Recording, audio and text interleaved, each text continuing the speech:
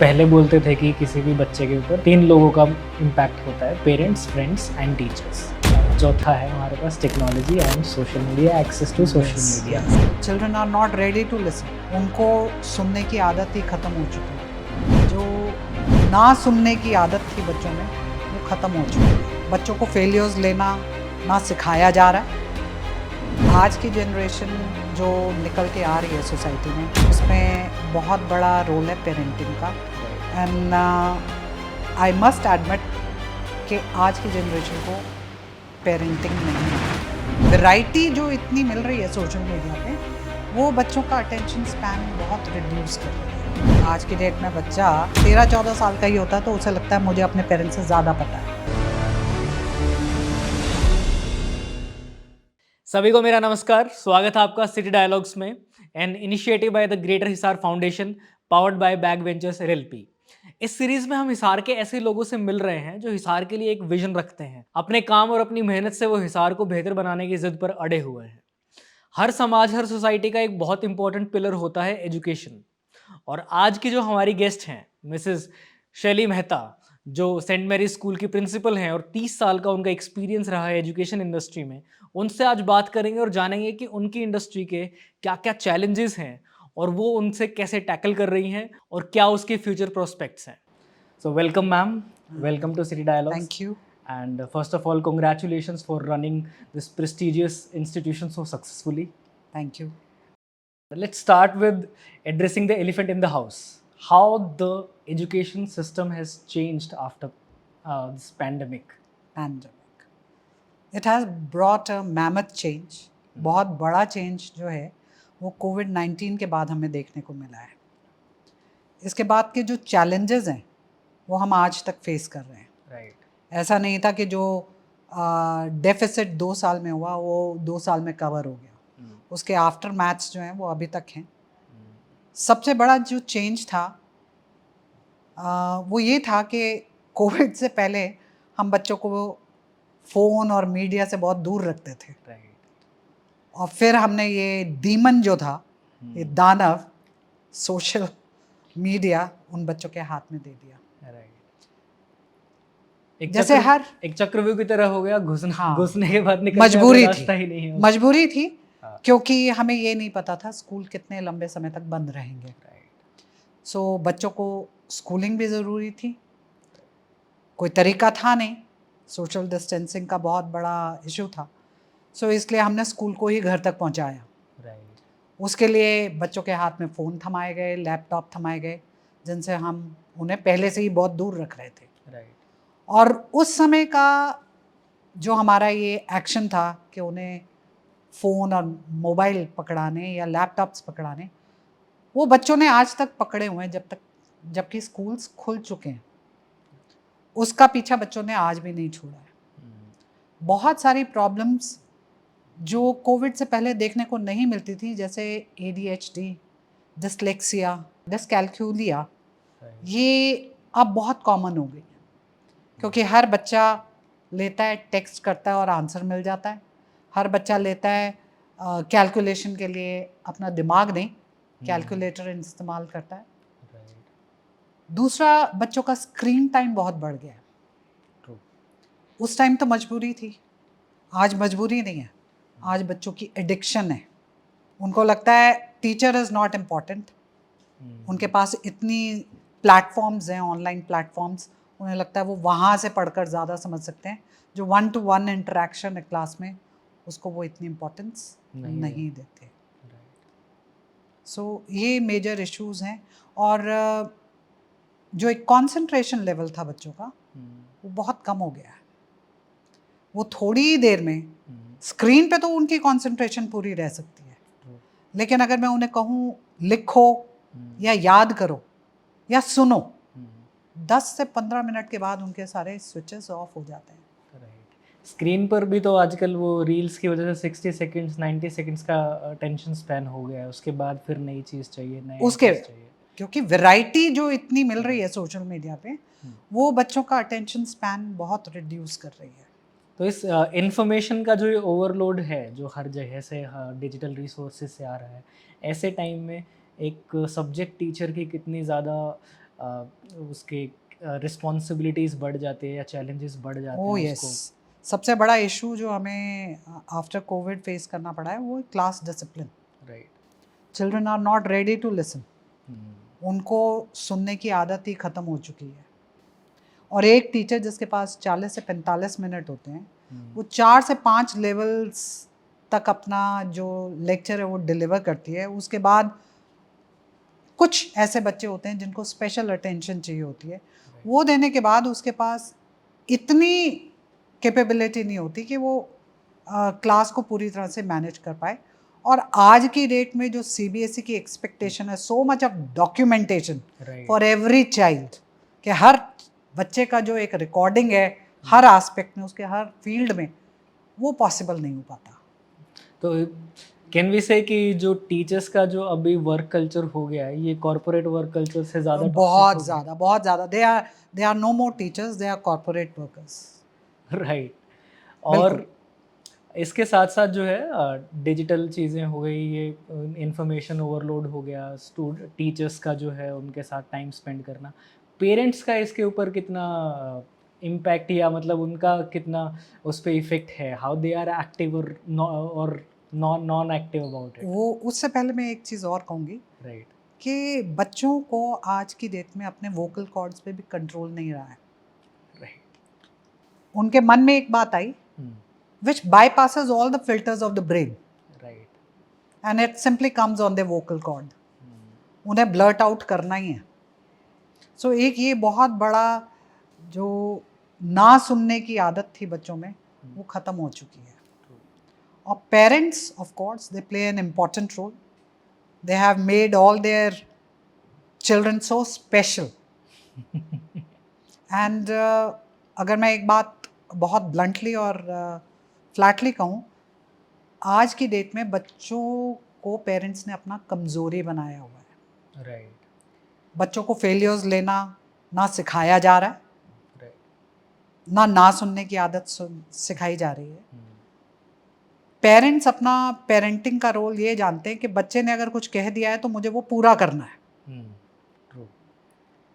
It was the other way round, पहले बड़े कहते थे और छोटे सुनते थे।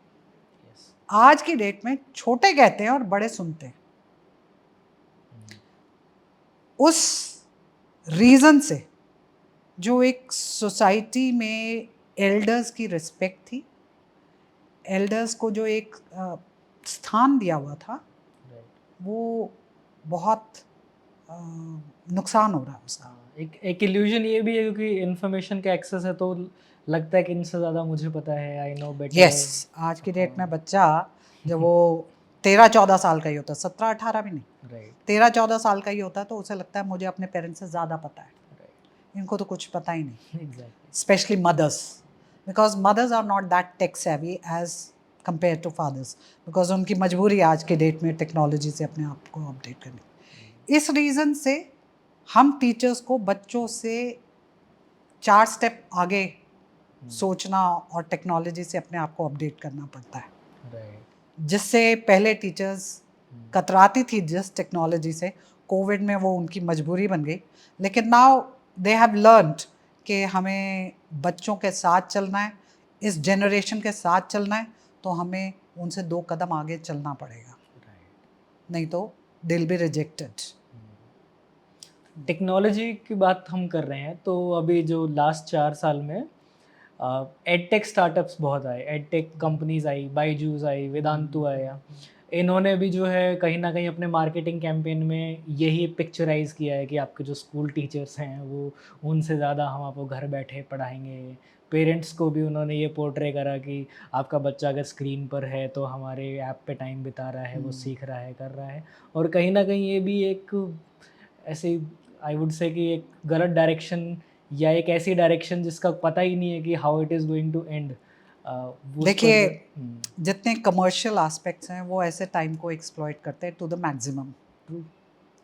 सो उनको एक ऐसा ब्रीडिंग टाइम मिल गया, जो ब्रीडिंग टाइम कोविड था, राइट, जिसमें उन्होंने अपने आप को खूब मल्टीप्लाई किया, खूब एक्सप्लॉइट किया पेरेंट्स को।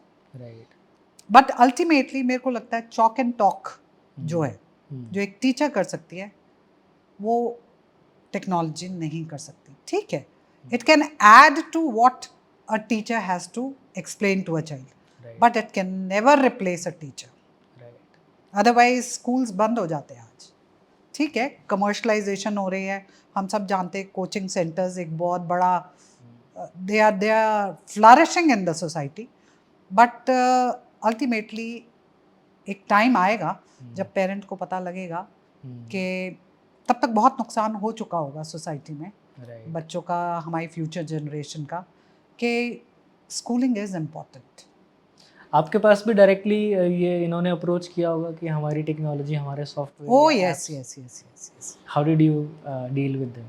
I made sure I banned their entry in my school. Nice. Right. और अगेन पहले बोलते थे कि किसी भी बच्चे के ऊपर तीन लोगों का इम्पैक्ट होता है: parents, friends and teachers.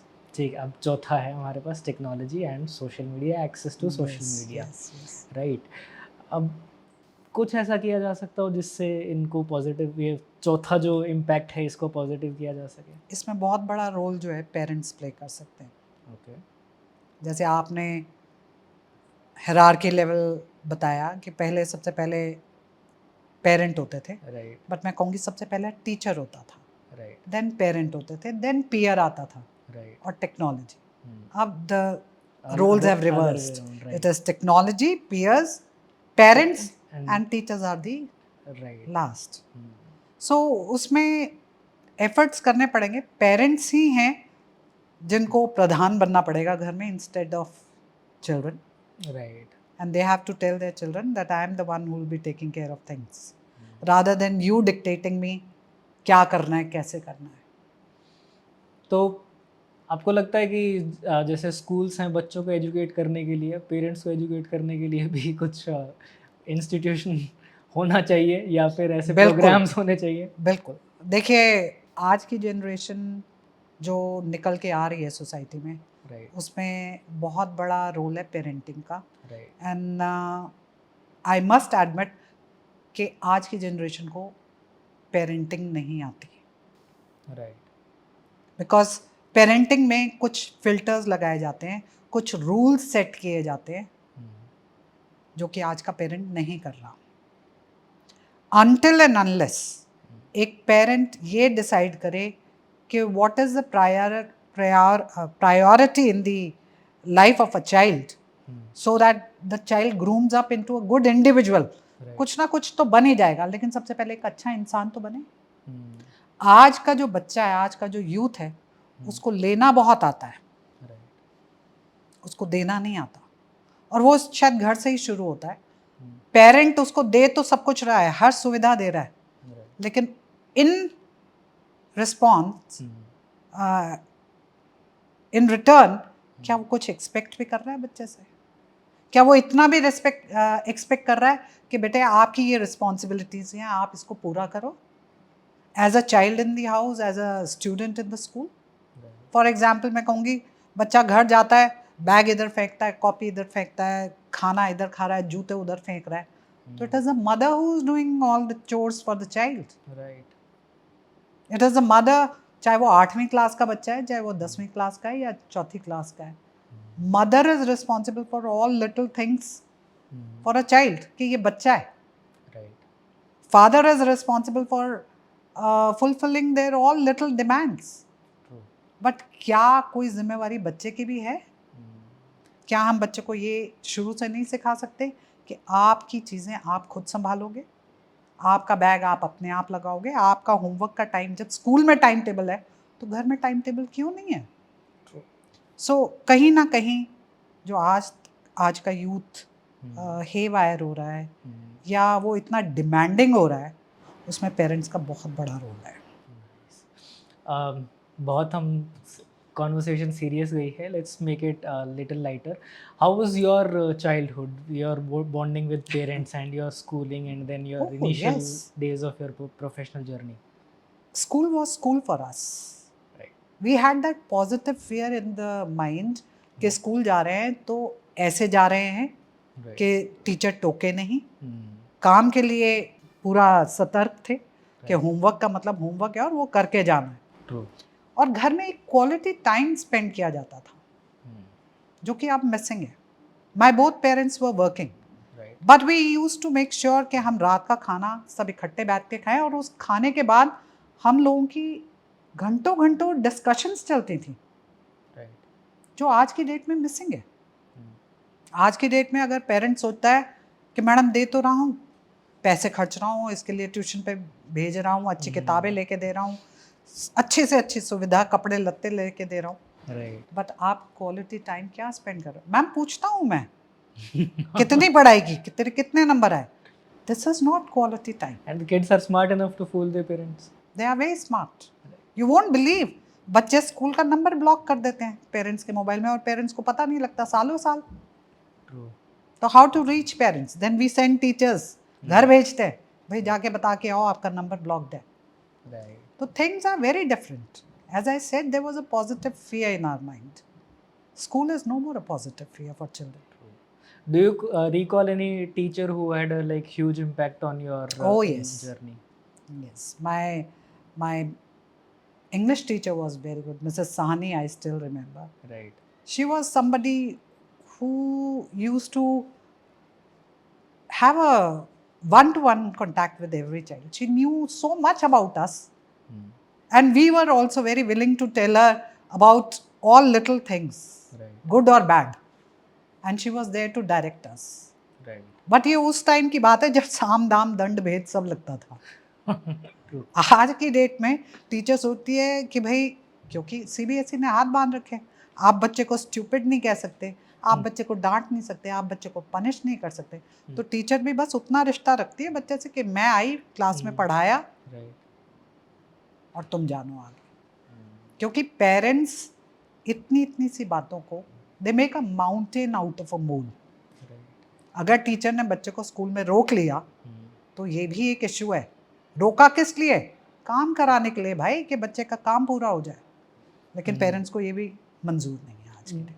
Parents का ये माइंडसेट जो है, they are also like they are addressing the school as a service provider nowadays, right? जैसे सेल फोन्स हैं, उनके सर्विस प्रोवाइडर हैं, कोई दिक्कत हो गई कस्टमर केयर पे फ़ोन करके उनको गालियाँ निकालना शुरू कर देते हैं। और similarly they are like considering the school system and teachers also like the service providers, कि इन्होंने अच्छी सर्विस प्रोवाइड की है या नहीं की है। जो इथॉस था ना स्कूल का, वो खत्म हो गया। राइट।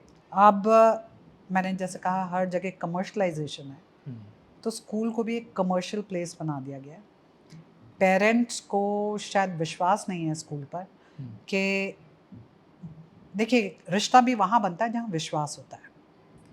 मुझे आप पे विश्वास है, आपको मुझ पे विश्वास है, क्योंकि हम दोनों ये सोचते हैं कि बच्चा बच्चे का भला अच्छा करे, इसका भला हो आगे। तो वो विश्वास की कहीं कमी है आज की डेट में। सो पेरेंट अपना हक समझता है कि पैसे दिए हैं तो मेरा हक है, मैं कुछ भी कह सकता हूँ, किसी हद तक कह सकता हूँ। और कहीं जाने अनजाने बच्चा ये सब कुछ देख और सुन रहा होता है। वो इज्जत नहीं करते, इसलिए बच्चे भी वो इज्जत नहीं करते टीचर्स की, जो होनी चाहिए। वो कहावत खत्म हो गई, गुरु गोविंद दो खड़े, काके लागू पाए, बलिहारी गुरु आपकी, गोविंद दियो मिलाए। तो जब पेरेंट ही गुरु की रिस्पेक्ट नहीं कर रहा, तो बच्चा कहाँ से करेगा? अच्छा, ये एक जो प्रॉब्लम्स हैं अभी उसमें हुई बात, पोटेंशियल की बात करते हैं। मतलब आप जो है हिसार की अगर ओवरऑल बात करें, तो यहाँ के बच्चे जो है, जो उनकी इनिशियल स्टेज होती है, उसको आप बहुत क्लोजली देख रहे हैं, ऑब्जर्व कर रहे हैं, जो 11-12 से पास आउट होते हैं। क्या लगता है यहाँ का जो के जो बच्चे हैं, हमारे शहर के बच्चे हैं, उनके पोटेंशियल के बारे में आपको क्या लगता है? मतलब देश विदेश दुनिया में कितना हिसार नाम के कमा सकते बच्चे हैं? बहुत अच्छे हैं as compare to metros and NCR. Right.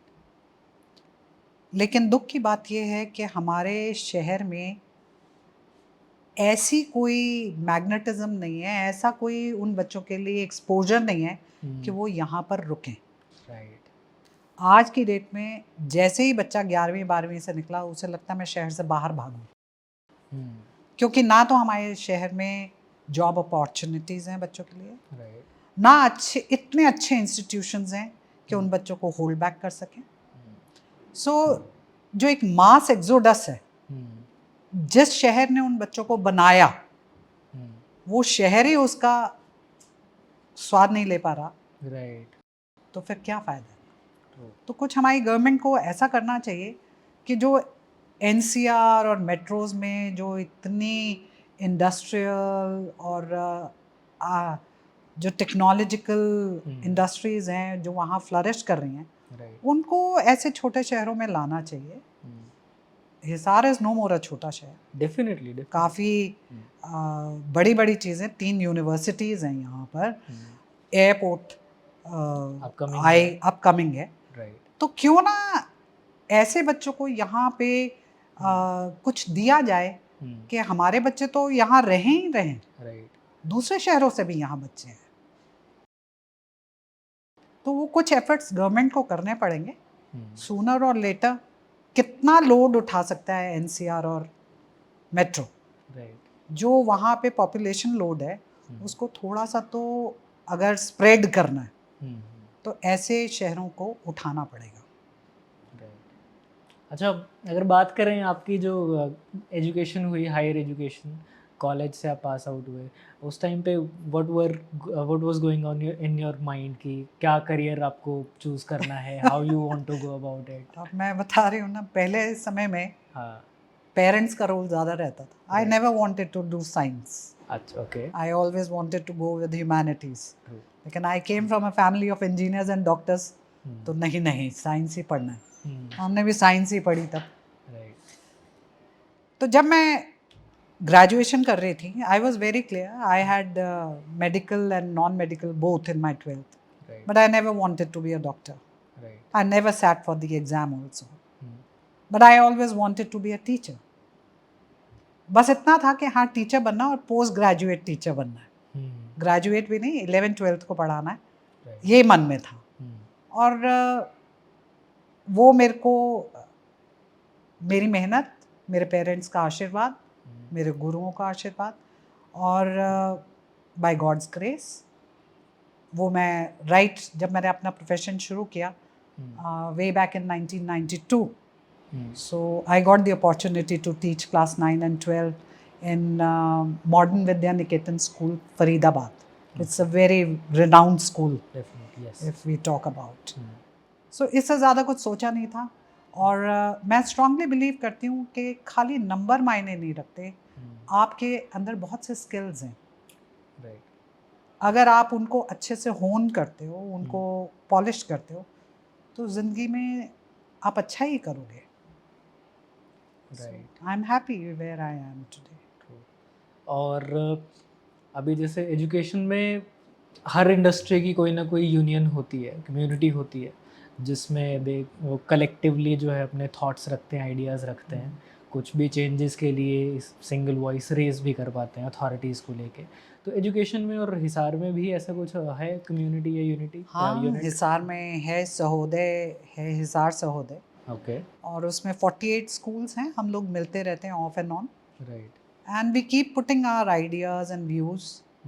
कुछ एक्सेप्ट भी होते हैं, कुछ रिजेक्ट होते हैं, बिकॉज मोस्टली जो डिसीजंस लिए जाते हैं वो इन यूनिसन लिए जाते हैं। इसमें मोस्टली हम क्या करते हैं, क्योंकि हम इंडिविजुअल स्कूल्स हैं, हम बच्चों के लिए कॉम्पिटिशन्स ऑर्गेनाइज करते हैं, टीचर्स के लिए वर्कशॉप्स ऑर्गेनाइज करते हैं कि हम सब सीखें और मिलें और आगे बढ़ें।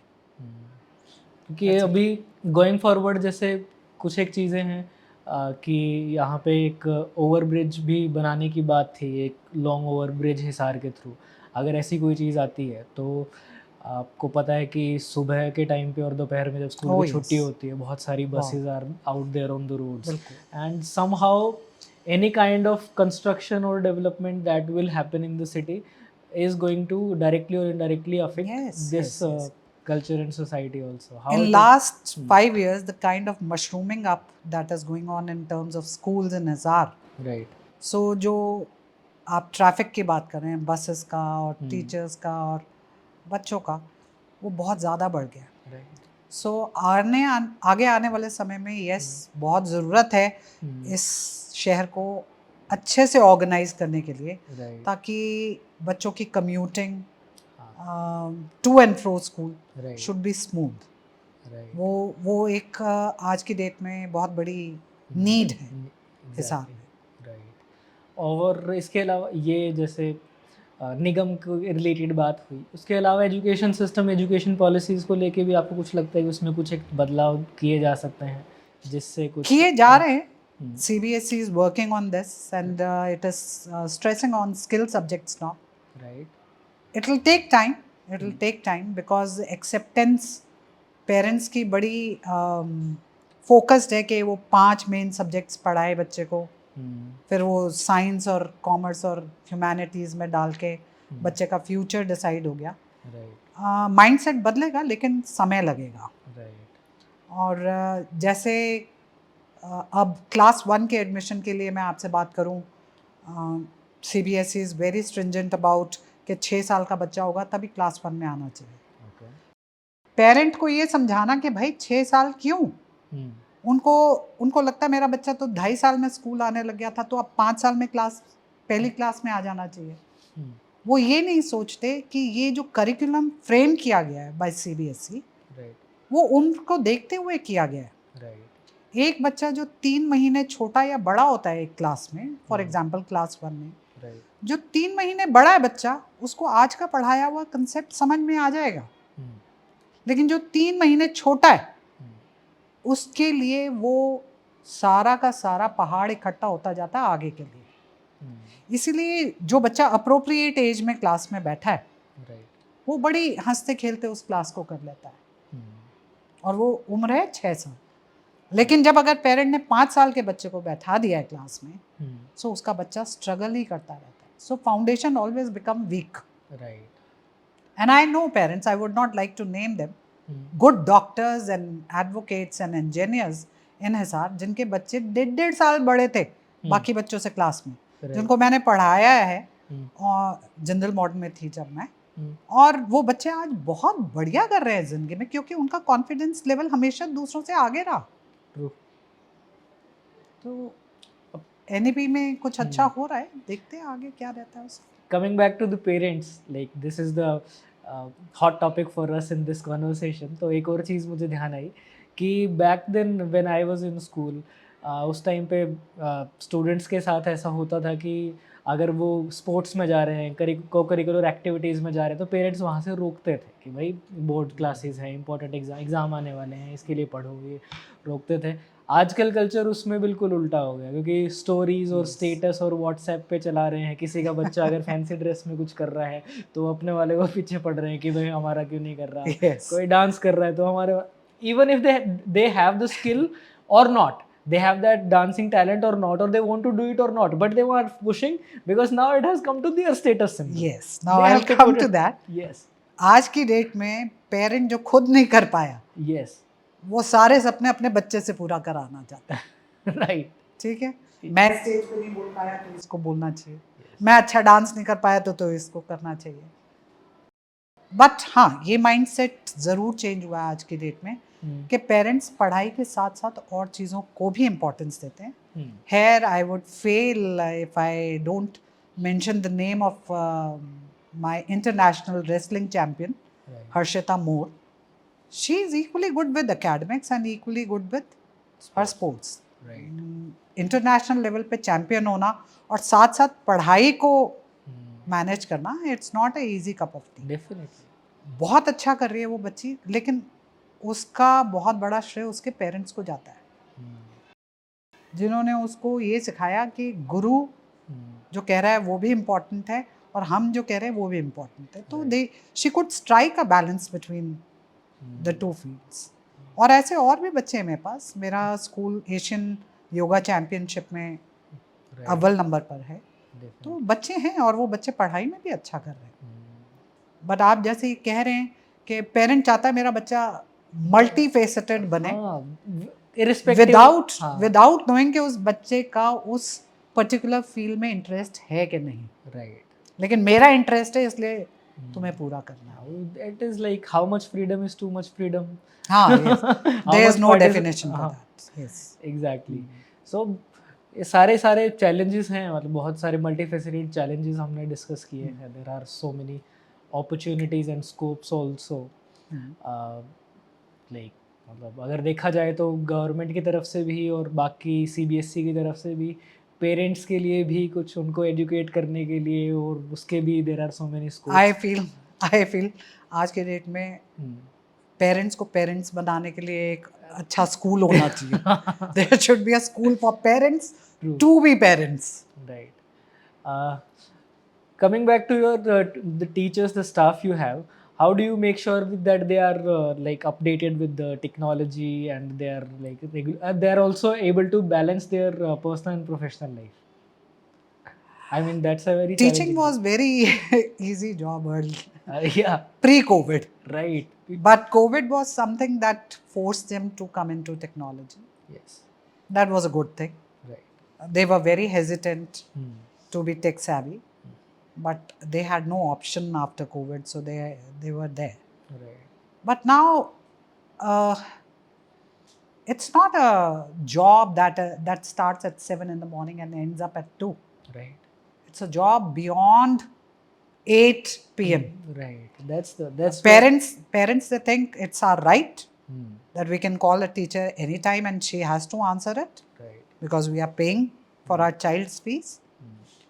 Moreover, teachers have to update themselves because we all have to change with the changing time. Right. नहीं तो जनरेशन के साथ नहीं चलेंगे और वक्त के साथ नहीं चलेंगे तो बहुत पीछे रह जाएंगे. उसके लिए टाइम टू टाइम उनकी ट्रेनिंग होती रहती है.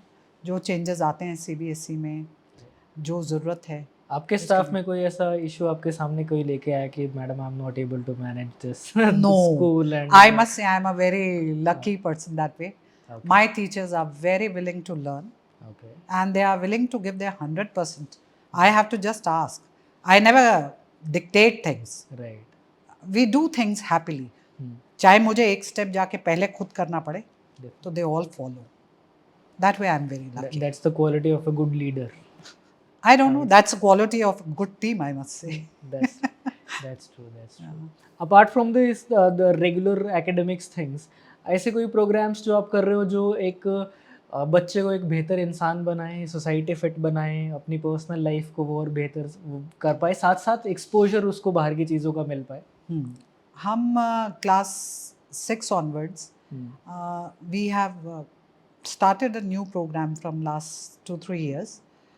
हम बच्चों को कुकिंग विदाउट फायर सिखाते हैं. We teach them how to tuck buttons. ये भी नहीं आता बच्चों को. How to do hemming. Okay. How to do little embroidery. Right. How to make margins of a hanky. So basically thread and needle का काम हम सिखाते हैं 6ठी क्लास में. बच्चों को हम ये सिखाते हैं कि मेडिसिन्स कैसे रखनी चाहिए, एक्सपायरी डेट क्या होती है जब खरीदो, जो एक जनरल अवेयरनेस है. उसके लिए कोशिश करते हैं. देन फर्स्ट एड का प्रोग्राम कराते हैं क्लास 7 में सारे बच्चों को. Then we plan industrial trips for our children कि एटलीस्ट वो देखें. एक होता है सिर्फ किताब में पढ़ना और एक होता है देखना. देख के सीखना अपने आप में बहुत बड़ी लर्निंग है. सो बच्चों को उस पर हम ले जाते हैं एक्सकर्जन्स पे. बिकॉज ये भी काइंड ऑफ अ रीज़न है कि जो बड़े शहर के बच्चे होते हैं वो इसी वजह से 2 स्टेप आगे रहते हैं क्योंकि एक्सपोजर उनके पास ज़्यादा बेहतर होता है, चाहे वो किस शहर के हिसाब से. देखिए बड़े शहरों में एक ये है कि मोस्टली एनसीआर और मेट्रो में आपको वर्किंग पेरेंट्स मिलेंगे. राइट. ठीक है. Right. Working parents means they are going to offices and interacting with people. Right. So they have a good command over English. Definitely. As compared to the population of SR, the Right. kind of parents we have in SR. Right. हैं भी तो उन बच्चों के घर में बड़ी तरह की भाषा चल रही है. राजस्थानी भी है, हिंदी भी और अंग्रेजी भी है. तो बच्चे के लिए प्रॉब्लम है. और वर्नाक्युलर लैंग्वेज को हम इग्नोर तो कर नहीं सकते. सो कहीं ना कहीं एक्सपोजर वहाँ के बच्चों का भाषा के प्रति और जो इंडस्ट्रीज, जो एक्सपोजर लाइक थिएटर ही है. अब हमारे हिसार में कितना थिएटर होता है. राइट. वहाँ तो इतने प्रोग्राम्स और प्रोग्राम्स वेल इन एडवांस जो चल रहे होते हैं. स्कूल्स के पास इंटीमेशन जाता है. मैं खुद जब स्कूल में थी तो शायद कमानी ऑडिटोरियम में मैंने पता नहीं कितने प्लेज और कितने फॉरेन डांसर्स देखे. जो मैं अपने स्कूल के बच्चों को यहाँ हिसार में रहते हुए दे ही नहीं सकती। राइट। बुक फेयर्स जो प्रगति मैदान में होते थे, या I am forgetting the name of the building, Rashtrapati Bhavan के पास ही है वो, वहाँ पे फॉरेन से बुक्स आती थी जिनका हमें एक्सपोजर मिलता था। वो कहाँ पॉसिबल है हिसार में? राइट। सो ये हिंड्रेंसेस, ये सेटबैक्स तो हैं छोटी जगह के। सो इसीलिए जो सरकार कुछ सिटीज़ पे काम करते हैं, मुझे लगता है हर सिटी पे उसको काम करना चाहिए। हर स्टेट की कुछ सिटी सिलेक्ट करनी चाहिए जहाँ पर ऐसे एक्सपोजर बच्चों को मिले।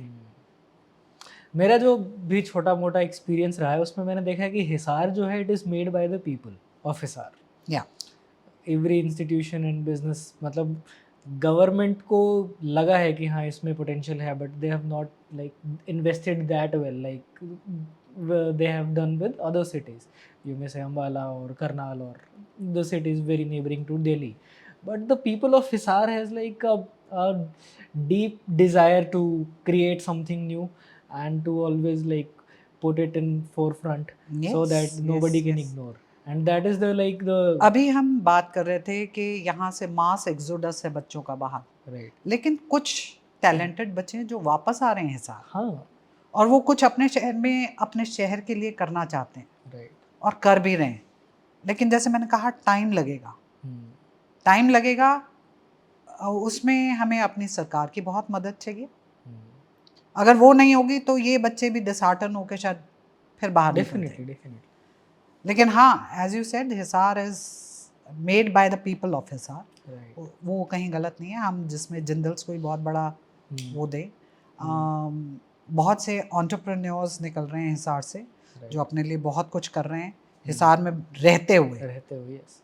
दे are into international markets Hisar में रहते हुए। बिल्कुल बिल्कुल। रिमोट वर्क कल्चर के बट इसको प्रमोट करने के लिए हमारी गवर्नमेंट को ज़रूर कुछ मदद देनी चाहिए, कुछ एफर्ट्स करने चाहिए। आपका कोई एलुमनाई सर्कल भी है स्कूल का? एलुमनाई एलुमनाई ग्रुप भी ऐसा भी है स्कूल का जो लोग बच्चे है, और मेरे बच्चे मिलते रहते हैं time and again. Right. Usually Holi से पहले बच्चे सारे इकट्ठे होते हैं या दिवाली से पहले। सो वी मेक श्योर कि हम मिलें, और वो बच्चे अपने जूनियर्स को बहुत पुल करते हैं। They keep directing them and educating them about various fields. If you have seen, I have got a wall of fame, तो उधर से मेरे बच्चे काफ़ी निकल के गए हैं। और बच्चे जो उनके जूनियर्स हैं, जो the ones who are in those classes where they are alert enough कि हमें क्या करना है ज़िंदगी में, तो उनकी हेल्प लेते हैं। देखिए, चैलेंजिंग मोमेंट्स तो बहुत आए होंगे। Do you recall any moment where you like felt overwhelmed with emotions and pride this student came back? Oh, I get happy with very little things. मेरे छोटे छोटे बच्चे ही कोई अच्छा सा सेंटेंस बोल दे तो मेरे लिए वही, that makes my day. And yes, like when my children do well and they get a recognition at national level or international level or maybe even in Hisar, so that gives me a state of pride. Okay, they are the ones because of whom I have got my identity. Okay, that brings me to the last question. How much part of your personality is emotionally driven and how much it is practically driven? I'm very emotional. Okay. Children used to call me ma'am coconut है। बाहर से तो बहुत hard है, Okay. लेकिन अंदर से बहुत सॉफ्ट है। मिनट में हमारी बात मान जाती है। Okay. So practical, see, you cannot change your nature. Right. I have been an emotional driven person and I am still an emotional driven person. I don't think if at all I bring myself to be a practical person, I'll be cheating on myself. Right. So when I have been doing good and when there's an emotional connect with all the stakeholders that are there with me, so I think it's a win-win situation. True. Parents understand me well and I understand them well. So इसमें कोई शक नहीं है।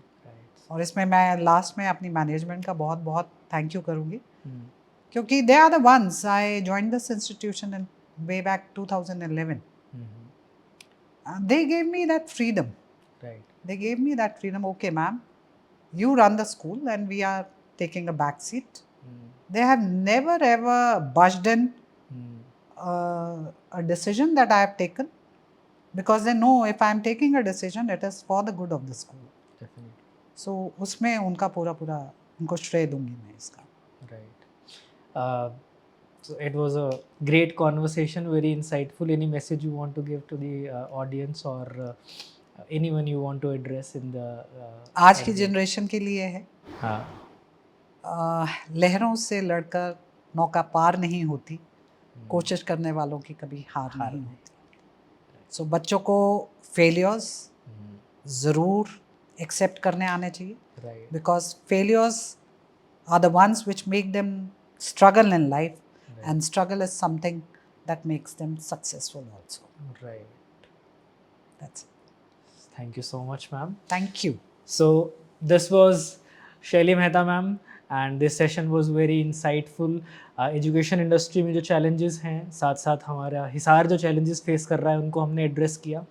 And we hope कि हमारी आवाज़ जो है, हमारा जो डायलॉग है, ये सही लोगों तक पहुँचेगा. And collaborative हम efforts करेंगे हमारी सोसाइटी को, हमारे शहर को बेहतर बनाने में. अगले एपिसोड में फिर मिलते हैं एक नई हस्ती के साथ. तब तक this is Deepak Sharma signing off.